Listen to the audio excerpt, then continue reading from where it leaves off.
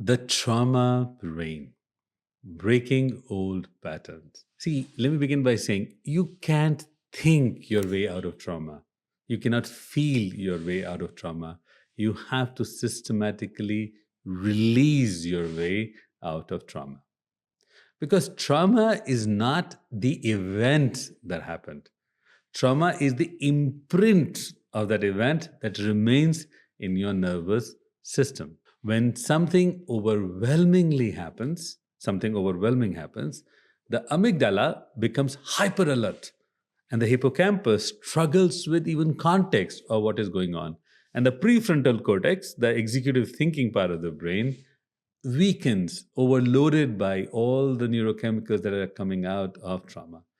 This creates actually a loop. A trigger leads to an emotional flash, which leads to a stress response from the body, which reinforces the original memory. So it's like something happens and the whole memory keeps flooding back, and your body experiences all the pain again. And this loop repeats itself. It repeats itself in relationships, in work patterns, even in the core self worth. So, in some ways, the brain is simply replaying what it knows has happened in your life. Now, it is true that talking about trauma helps with understanding, but usually it does not release the stored charge that is associated with what happened. Because trauma does not live in the thinking brain, it does not live in the prefrontal cortex. Trauma, for most part, lives in the limbic system, which means it includes the breath and the body. So, to break the trauma loop, one of the ways, remember I'm saying one of the ways, it's a very complex example, one of the ways is to regulate the amygdala with coherent breathing and centering alignment meditations. Amygdala is like a fear response center. So, if we can regulate that, we will have less, or we will have a subdued post traumatic stress response, allowing the body to release the stored tension. And it's released in many different ways. Sometimes just by shaking, by stretching, or through somatic movement, you can actually release the body. There are many techniques like the wonder methods, etc., that use this combination of breath work with body movement to release the trauma stored in the limbic system.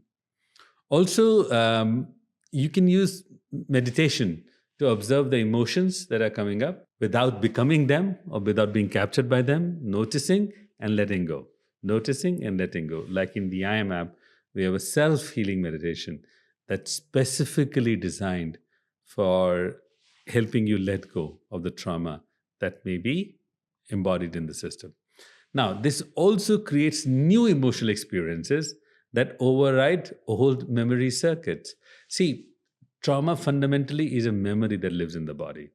When you create new memories and you associate them with previous events, it is basically EMDR works on fundamentally the same principle. The trauma loops can be broken gently and consciously. You recognize there's a trauma, you create a new set of memory association with it, and you open the loop gently and consciously. Another more advanced technique of trauma work is neural therapy, which is done by doctors, where you actually receive injections of procaine or lidocaine, depending on where your doctor comes from, and where it will allow for a somatic reset or a autonomic nervous system reset, releasing old memories. But that's a more advanced technique that should only be practiced with a clinician.